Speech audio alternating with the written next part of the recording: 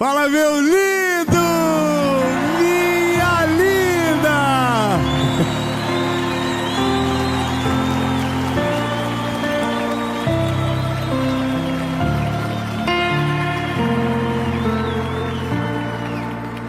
Esse é o Fôlego da Semana. Toda segunda-feira, às 5 da manhã, tem a mensagem da nossa série. E quinta-feira, hoje, às 7 da manhã, o Fôlego da Semana. E todos os dias, de segunda a sexta, 7h30 da manhã no SBT, eu tenho a primeira palavra do seu dia, uma palavra de fé e de esperança para você viver de fato a sua vida, o seu dia na presença do Senhor Jesus e com esperança, porque Ele está cuidando de todas as coisas. E agora eu quero falar sobre o perdão.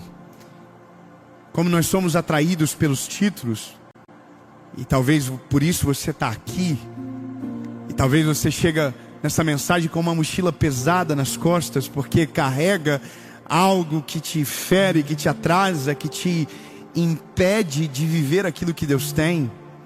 Então, essa palavra é mais um pedido de socorro seu do que qualquer outra coisa, que é se livrar do que eu carrego, sabe, se livrar do peso que eu tenho.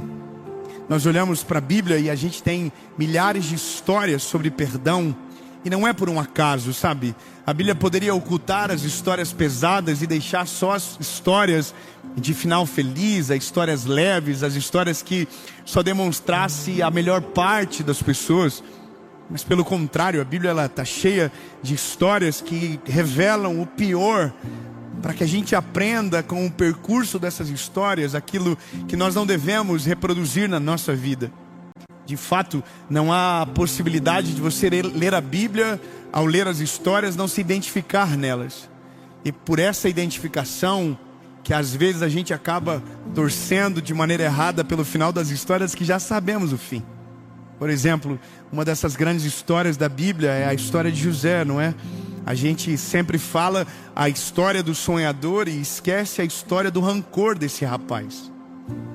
A gente olha para o começo e para o final e esquece que durante pelo menos 15 anos, esse rapaz alimentou dentro do coração dele um desejo do dia que ele pudesse reencontrar aqueles que prenderam ele, que venderam ele como escravo, que pensaram assassiná-lo simplesmente pelo fato de ele ter expressado um sonho e por algo que ele não havia sequer semeado nos irmãos. Se você observar a história de Jacó, o problema não é o filho José, é Jacó ter feito algo por um filho que não fez pelo outro. José nunca desejou aquela capa, José nunca quis aquele lugar, aquela atenção.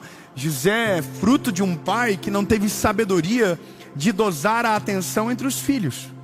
Aliás, uma palavra importante para você que é pai e que tem mais de um filho: tome cuidado na maneira que você dosa o amor, na maneira que você dosa a atenção, porque às vezes você pode estar produzindo um José na sua casa, que vai ser odiado pelos irmãos porque você o amou demais em detrimento dos outros. Eu me lembro que o meu primeiro filho, o Dondon, o João, ele nasceu nos Estados Unidos por uma palavra que Deus havia nos dado sobre ele. Nós não tínhamos condição nenhuma financeira para fazer isso. Deus nos deu uma palavra, Deus nos deu o recurso, Deus nos apresentou alguém que nos fez essa oferta, que foi um presente para a vida do João, e que era algo que Deus tinha para ele. Eu não tenho interesse, pelo menos nunca tive. Então fomos obedecendo uma palavra. Quando Deus nos deu o Noah, e o Noah estava prestes a nascer, nós já tínhamos condição financeira para dar a oportunidade da minha esposa dar à luz num hospital no Brasil de boa qualidade. Isso para mim era um motivo de muita alegria, porque o João, quando foi para nascer, nós não tínhamos a possibilidade nem de ir para os Estados Unidos, quem dirá pagar um parto no particular no Brasil. Mas com o Noah a gente tinha essa oportunidade. Mas eu me lembro que eu fui na casa de um amigo extremamente sábio, e ele me fez a pergunta: e o Noah vai nascer onde? Eu falei: o Noah vai nascer em Joinville, na nossa cidade. E ele falou: rapaz, tome cuidado para não transformar o João no José na sua casa. Eu falei: mas por quê? Você vai dar algo para um e não vai dar para o outro? por mais que a sua intenção seja boa, talvez no futuro isso cause conflito entre os dois. Porque vai que o Noah tenha mais o desejo do que o João, talvez isso te cause um problema. Naquele mesmo dia, eu liguei para minha esposa e disse: amor, o Noah vai nascer no mesmo lugar que o João nasceu. E glória a Deus que eu fiz isso. Porque os dois, irmão, é um provocando o outro o dia todo. O João nasceu em Nova York, o Noah nasceu na Flórida. A guerra deles hoje é: eu nasci onde os outros trabalham, e o outro diz: eu nasci aonde os que trabalham tiram férias. Parece tonto, mas imagina isso no futuro. Imagina isso lá na frente. O José não é culpado. Coitado do Jacó, talvez não teve um conselho bom naquela época, mas gerou um problema. Só que aí que está. Aquele que está na ponta, que sofre com o peso do ataque, carrega dentro de si uma dor que talvez não consiga explicar. Agora compreenda que ele recebeu a sentença, foi vendido e ficou com uma coisa entalada na garganta dele por anos. A cada dor que lhe acontecia, vinha na cabeça dele o culpado daquela dor. O problema de quem não perdoa é porque a gente carrega um peso desnecessário na nossa bagagem, que só nos faz mal. É como beber o veneno, só faz mal para quem bebe, não é mal para o outro. Quem não perdoa, bebe do veneno sozinho. Às vezes pensa que carregar o ódio faz o outro sofrer, às vezes o outro nem lembra mais do que ele fez. Aliás, eu vou te dizer, tem gente que fere sem saber que feriu, lança uma palavra sem querer, às vezes, ou por falta de sabedoria, e aquele que recebeu a palavra cultiva aquilo como uma semente plantada num solo fértil, e aquilo cria raízes, aprofunda, e quando você menos percebe, aquilo te governa. Então compreenda que José, todo o processo de dor que ele viveu, gerou um governador, mas não arrancou dele o coração de rancor. Há uma dificuldade clara quando ele vê os irmãos. Há uma dificuldade clara quando ele encontra aqueles irmãos que o feriram. Porque a prova é que ele precisa de um tempo para tomar a decisão. Então ele manda um, prende o outro, cria uma cena, chama o pai, pede para ficar com o filho mais novo. Tem toda uma cena que demonstra que lá dentro José está lutando para saber como lidar com aquilo que ele carrega. Eu me lembro uma vez, há muitos anos atrás, que por uma coincidência, o Senhor havia colocado no meu coração uma mensagem sobre perdão. E naquele dia que eu estava indo gravar a mensagem, eu passei por um desafeto meu. Nossa, que mal que eu sou. Irmão, você acredita? Com o fofinho, com o amaciante. Vocês acham que eu não sei de tudo? Eu estava bolado com um cara que falou mal de mim. O rapaz me prejudicou. Na época eu não sabia lidar com gente difícil. Na minha época ele era o culpado. Depois eu entendi que ele era vítima da sua própria história. Mas até aprender demora, não demora? Eu me lembro que eu estava indo pregar a mensagem sobre perdão. Olha que fofo. Eu olhei ele no aeroporto e me fiz assim, ó. Virei para não ver. Fingi de louco. Irmão, o rapaz não entrou no mesmo avião que eu. Entrou no mesmo avião, irmão. Aí, como que tu... Aí, irmão, aí é o malabarismo do orgulho. O malabarismo do orgulho é aquele que você luta para fingir que não viu, luta para fingir que não ouviu, luta para fingir que a pessoa não está junto com você. E aí você fica se fingindo de louco o tempo todo. Mais louco é o que se finge de louco. Imagina eu com uma mensagem de perdão preparada, coisa linda. Nossa, fui pregar a mensagem, irmão. Fingi de louco que não viu o irmão lá e estou pregando. E eu estou pregando aqui. Só que o problema de pregar o evangelho é porque o evangelho não está morto, ele está vivo. Ele é um nome que está acima de todo nome. E através do Espírito Santo nos constrange em arrependimento. Enquanto eu falava, o Espírito Santo falava assim: e você? Irmão, e eu estou pregando, tem que perdoar. E o Espírito Santo: e você? Tem que liberar o perdão. E o Espírito Santo falava: é você, é você.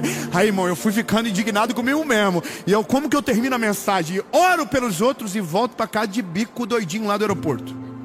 Aí o Espírito Santo falou comigo: resolva logo. Aí, irmão, eu paro a mensagem. Isso deve estar registrado, está no YouTube, é óbvio que está. Eu pego meu telefone e digo: gente, com licença, eu preciso pedir perdão para alguém. Aí eu mando a mensagem pro doidinho, falo: irmão, estou passando aqui para te pedir perdão. Eu te vi no aeroporto hoje, me fingi de louco, mas eu te vi. Irmão, falei tudo. Então, não precisa ninguém ter razão. Eu só queria dizer para você: eu te perdoo. Se te fiz qualquer coisa, amém, perdoei. E top, mandei. E ele nunca me respondeu. E amém. É aí que tá. O perdão não precisa de contrapartida. O perdão não precisa de resposta. O perdão não precisa de reciprocidade. O perdão não precisa de defesa de razão. Você só perdoa quando quer ser livre de fato. Você só perdoa quando não quer carregar esse peso, porque às vezes o outro não carrega, ou se carrega. A partir do momento que você perdoa, carregará sozinho. Você está livre para viver aquilo que Deus tem para você, a não ser que você deseja ser escravo de um sentimento que você está cultivando para si próprio. Entende? O primeiro passo para você perdoar é reconhecer que está ferido. O maior problema é aquele que diz: não, eu não tenho nada contra essa pessoa. Meu Deus. Irmão, eu conheço gente que não tem nada contra a pessoa, mas tem um fake para ver a vida da pessoa. Eu conheço gente que não tem nada contra a pessoa, mas nunca parou de perseguir, nunca parou de incomodar, nunca parou de falar mal, nunca parou de fazer guerra. Não parou, mas está perdoado. Nossa, está santificado no eterno. Jesus olha e diz: nossa, que coração limpinho, parece um algodãozinho doce. Irmão, esse é o negócio. Reconheça que você está machucado. Reconheça que pesou. Reconheça que doeu. Ser hipócrita em relação ao perdão é morrer sozinho de uma doença gradativa, que a cada dia que passa piora. Cada dia que passa, sabe, dói mais. Então quando José, ele olha para os irmãos, ele precisa botar para fora. E aí a Bíblia diz que quando ele resolve perdoar, o choro dele é tão alto que todo o Egito ouviu. Quando ele chora, ele deve... Eu imagino, André, o que José deve ter gritado de dor. É como se ele estivesse dizendo: a partir de agora, isso não vai governar mais meu sentimento. A partir de agora, isso não vai governar mais a minha vida. A partir de agora, isso é só passado e não tem mais poder sobre absolutamente nada no meu coração. A partir de agora, eu tô em paz, eu tô limpo, sabe? E para isso é como se a dor toda de anos saísse no choro. Vai ter algum momento na nossa vida que a gente precisa chorar, colocar para fora, para que a gente possa ressignificar aquilo que nos machucou. Sabe, e o perdão a gente não vai dar para quem vai pedir, a gente vai dar para quem a gente precisa liberar do nosso coração. Na minha casa eu vivi algo diferente. Meu pai, ele pediu perdão. Meu pai, ele precisava pedir perdão e eu já havia liberado ele de tudo, mas entendi que cada vez que ele pedia perdão, era ele que se sentia mais leve. Me lembro de uma das últimas vezes, ele provavelmente estava no carro e recordou de alguma cena muito dolorida que ele causou a mim, e aquilo lhe produziu convencimento para pedir perdão. E aí eu me lembro que ele chegou na nossa casa, aí morava com os meus pais ainda, eu acho, não, já era casado. Eu fui almoçar na casa da minha mãe. Meu pai, ele chegou e ele tocou no meu ombro e falou: filho, pode ficar de pé? Eu disse: posso, pai. E ele falou, começou a chorar automaticamente, disse: filho, o pai quer te pedir perdão por causa disso. Ele começou a lembrar da história, o que ele fez, o porquê ele fez. E eu via que enquanto ele pedia perdão, ele tentava se justificar para que de fato eu pudesse liberá-lo, mas eu já havia liberado ele há muito tempo. E eu dizia: pai, não precisa dar detalhe, eu já te perdoei. E ele dizia: filho, é sério mesmo que você já me perdoou? Eu falei: claro, pai. Ele falou: mas o pai precisa falar tudo para tirar de dentro do coração. Eu falei: então, pai, diga o que o pai precisa. E ele foi dizendo: o pai fez isso por causa disso, o pai agiu dessa maneira, mas o pai quer que você saiba que o pai quer te pedir perdão. E eu dizia: o pai está perdoado, o pai está perdoado. Sabe o que é o maravilhoso de perdoar? É que quando você perdoa, você não se libera apenas, você tira às vezes a dor daquele que fez de maneira, sabe, por ignorância, por não ter tido o poder da escolha, como talvez você teve pela consciência aprimorada que uma mensagem chegou para você na hora certa. Porque às vezes a pessoa fez errada pensando que estava fazendo certo. Todas as vezes que meu pai me fez o mal, ele fez pensando que era certo, porque para ele aparentemente tinha dado certo. Quando você perdoa, você está se liberando, mas quando há arrependimento do outro lado, você está liberando o outro lado também. Sabe, eu não consigo conceber o fato de alguém que é cristão ver o arrependimento genuíno de alguém e não conseguir perdoar. Alguém vai dizer, mas que você não sabe o peso que me causou. Eu não preciso saber para dizer o preceito bíblico que está por trás de tudo isso. Perdoar não significa amar novamente. Perdoar não significa conviver lado a lado. Perdoar não significa ser conivente da dor. Perdoar não significa aceitar o que o outro fez. Perdoar não te torna escravo novamente do que você viveu. Perdoar te torna livre. Perdoar alivia o fardo, deixa a mochila e segue a vida. Aqui as pessoas entendem errado. Agora é só isso. Se feriu você, se machucou você, entenda, se você permite que essa dor persista, a cada dia ela vai se tornar maior, a cada dia ela vai governar as tuas emoções, a cada dia ela vai governar as tuas atitudes. E por mais que você pensa que porque te doeu tanto, você não reproduz no outro porque sabe que é errado, talvez não reproduz com a ação, mas reproduz com a indiferença. Reproduz com a ausência, reproduz com a solidão, reproduz com a amargura. Não, eu não estou fazendo igual. Talvez você esteja fazendo pior, porque está tão ferido que não percebe que todo mundo à tua volta sente a dor que você sente, sem precisar sentir, porque você já deveria ter liberado. É tão profundo quando você entende que quem não perdoa amarga o ambiente. Quem não perdoa putrifica a história de todos à sua volta. Eu não sei se você conhece alguém que quando você está perto te causa agonia. É pesado o ambiente. A pessoa só fala daquilo que lhe doeu. A pessoa não tem uma notícia boa para contar. Ela sempre está revivendo. Ela sempre está ferida. Ela sempre está sangrando. Ela sempre está machucada. Porque ela não cura, ela não liberta, ela não perdoa. E parece que a vida da pessoa se torna cultivar aquilo que lhe feriu. Você fala com ela, ela lembra, chora. Porque ainda dói, entende? O dia que você compreende que o perdão produz uma cicatriz poderosa sobre aquilo que te feriu. Eu vou falar de maneira clara. O dia que você permite que o seu coração perdoe aquele que feriu você, que ofendeu você, que prejudicou o seu caminho, que machucou as suas emoções, que te colocou traumas profundos. O dia que você perdoa, você se torna livre e leve de todas as consequências que a dor te gerou. É como se você olhasse a ferida e ela não doesse mais. Nasce uma cicatriz muito grossa em cima. E por mais que o teu passado tente lembrar daquilo que você viveu, você vai lembrar de tudo, mas não vai doer mais nada. Porque quando você perdoa, o Espírito Santo dentro de você ressignifica toda aquela dor. O Espírito Santo transforma toda aquela amargura em algo que vai gerar cura para a geração que vem a seguinte. Tudo aquilo que Deus curou em mim, Deus livrou os meus filhos de ter a mesma colheita que eu tive. Tudo aquilo que o Senhor me curou, hoje é alimento sólido e saudável para minha família. Porque se não tivesse curado, por mais que meus filhos não tivessem a mesma palavra, teriam um pai parecido com aquele que eu tive. Talvez não com o peso da palavra, mas com a indiferença daquele que não sara, com a dor daquele que não solta a bagagem no meio do caminho.